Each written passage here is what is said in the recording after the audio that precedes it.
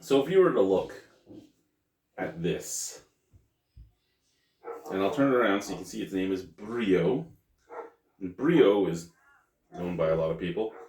If you were to look at this, and it's a Pilsner, where in the world do you think it would be from? Brio Pilsner. Where do you think it would be from? Just off the artwork and the name. You said Italy, you're wrong. If you said Europe, you're wrong. If you said Iceland, you'd be correct. It's an Icelandic beer, man.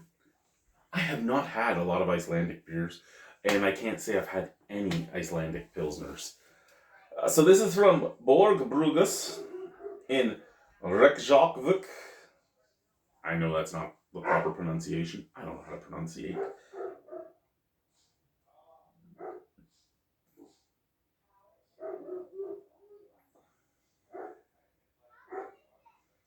It is. It's been drank by 3 people that I know on Untapped. Kyle K had Brio NR1 and gave it a 2.25 out of 5. Reviewing Under Influence gave it a 4 out of 5. And Nick Lowe from Maxwell Stars Beer Reviews gave it a 2.75 out of 5. And his comment was, what passes for German-style Pilsner in Iceland, I guess. So I guess he's trying to say it wasn't a good Pilsner. It is a German-style Pilsner. Now,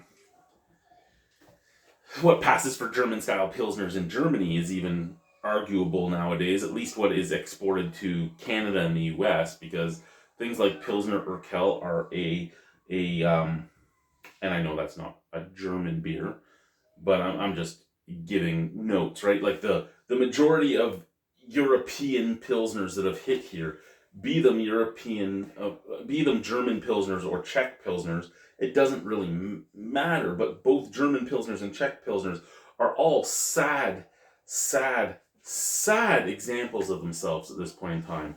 I remember Hob and Dob being much different beers when I first had them directly from Germany, and then what they are today, very different beers. So it's hard to put that, but when he did have that review, it was 8 years ago. So 8 years ago, a lot of the German Pilsners that were coming here were still very arguably good German Pilsners.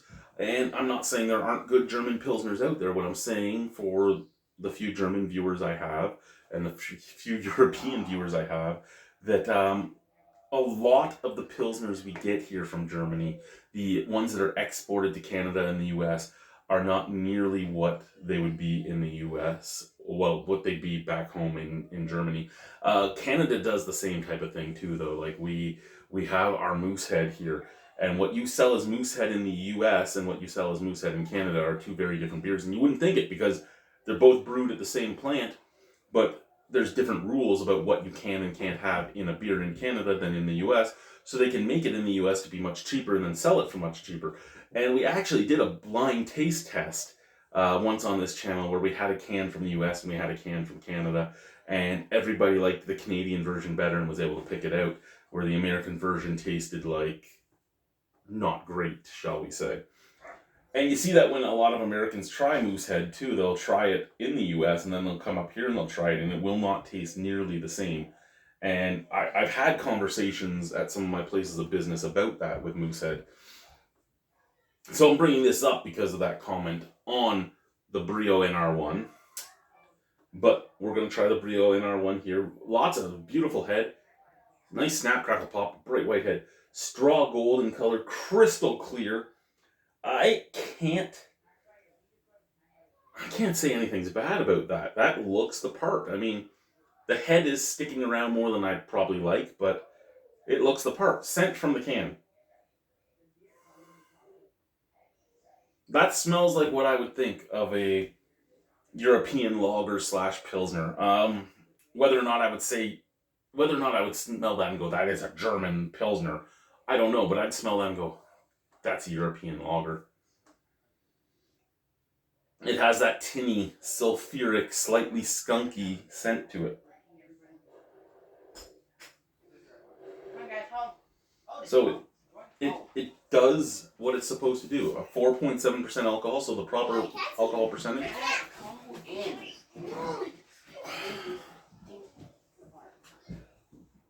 You guys go in.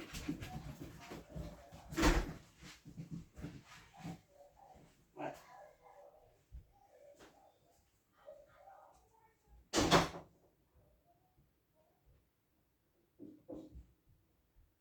What the fuck?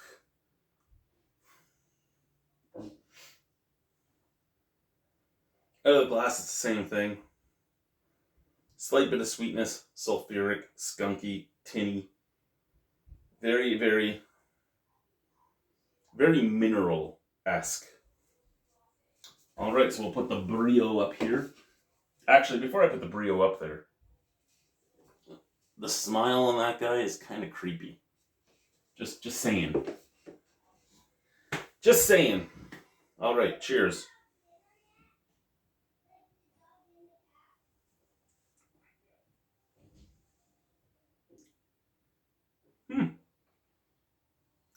You know what?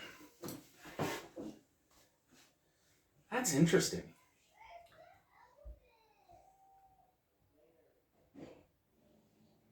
It's a lot hoppier than I expected it to be. And on top of that, I've had non-alcoholic beers that tasted very similar to this.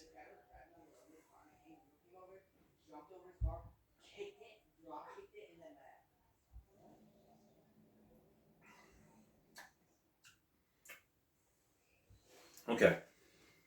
A little bit of sweetness at the front of the tongue. Lots of carbonation. The carbonation plays from the front of the tongue all the way to the back of the tongue. On the back of the palate is a very, very bitter flavor. It's not...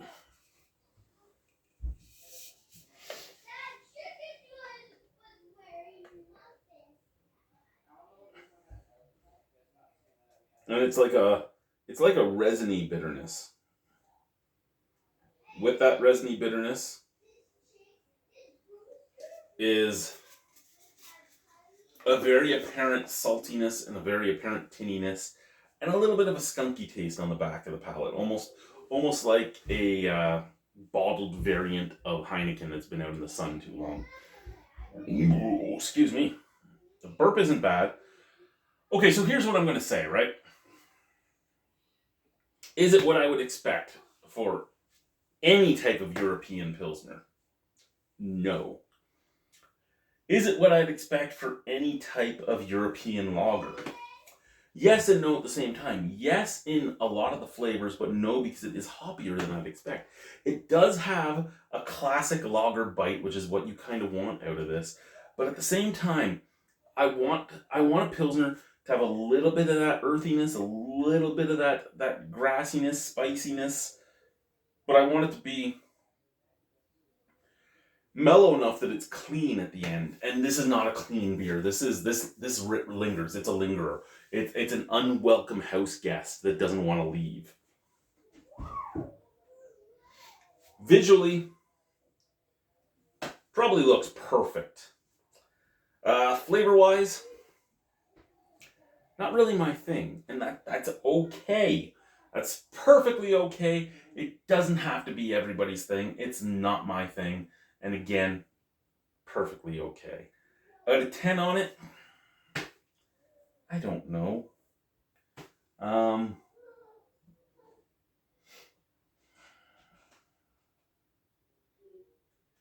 Let's take another sip, eh? Cheers.